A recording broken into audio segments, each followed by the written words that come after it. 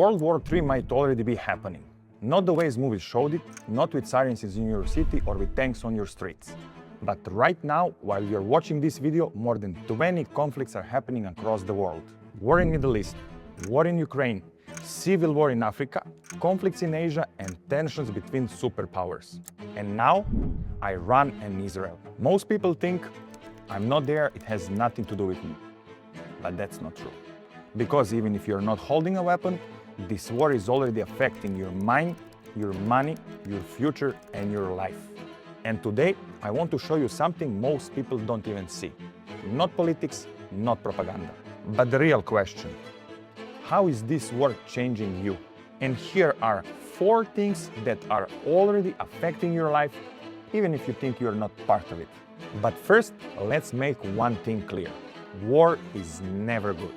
It doesn't matter who started it, who's right, who's wrong, who's defending, and who's attacking. When innocent people die, there are no winners. History taught us that every war is explained as necessary, as justified. And every time ordinary people pay the price. Children, families, workers. People who never wanted to fight.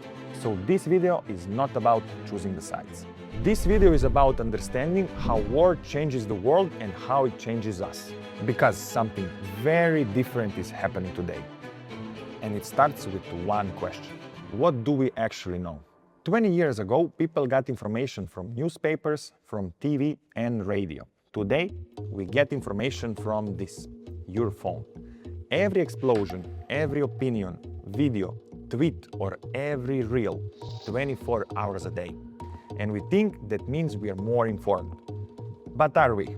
Or are we just more exposed? Because today, information doesn't come from only journalists. It comes from governments, activists, bots and algorithms, fake accounts, AI images, propaganda, and people who don't even know what they're talking about.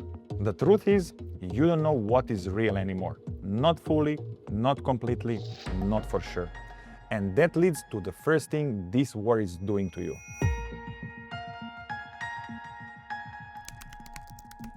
Your first enemy is not Iran, not Israel, not Russia or America. Your first enemy is your phone. Because every time you open social media, you enter the war. Not physically, but mentally. Your brain was not designed to see war every day. Your brain was designed to survive in small groups, in small environments with small problems. Now you wake up and before breakfast you saw bombings, dead bodies, angry comments, politicians, fear and hate. And your nervous system reacts like the danger is in your house, even when it is not. This creates stress, anxiety and anger. And the worst part, you think you're helping by watching more, by scrolling and arguing more. But there is no tweet, no comment or reel that will stop this war. And you're not in control, but the algorithm is. And the algorithm don't show you truth. They show you what keeps you watching. And what keeps you watching the most? Fear, anger, conflict.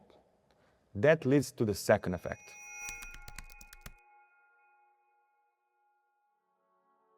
Have you noticed something?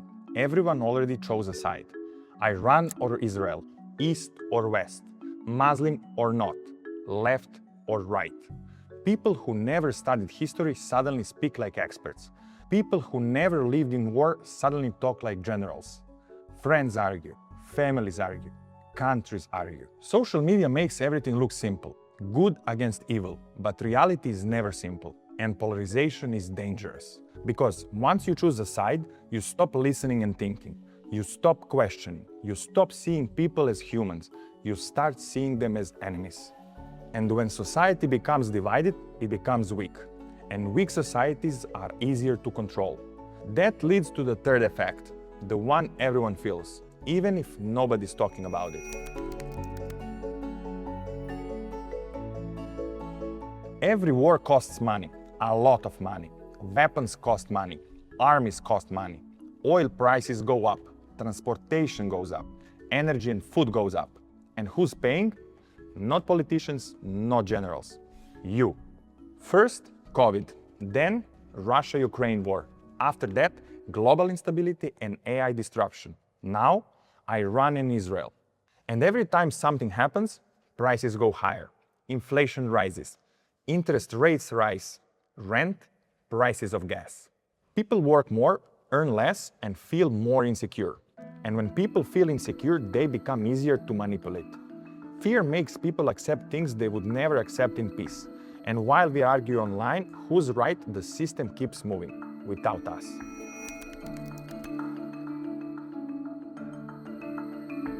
Here is the strangest part. We live in the most advanced time in history. We have technology, medicine, AI, science and knowledge. We could focus on how to live longer, how to live healthier, how to work less, how to make life better and solve climate problems, how to control AI and how to create prosperity. Instead, we spend hours scrolling war videos. Instead of finding inner peace, we find conflicts we're not even part of. Instead of loving people around us, we fight strangers online. Instead of building the future, we argue about the past. And the question becomes, where are we heading? More wars, more division, more fear, more control, more instability. Or something else. Because history also shows something different. Every crisis forces change. Every conflict shows weaknesses. Every collapse creates a new system. The question is not, will the world change? It will. The question is, will we change with it or be controlled by it? You cannot stop this war. You cannot control governments, but you can control what you watch, what you believe, how you communicate with people, what you build and what you become. Because the real battlefield today is not Iran, it's not Israel or Ukraine. It is here, in your mind. And the side you choose will decide your future. So the real question is, are you fighting the right war?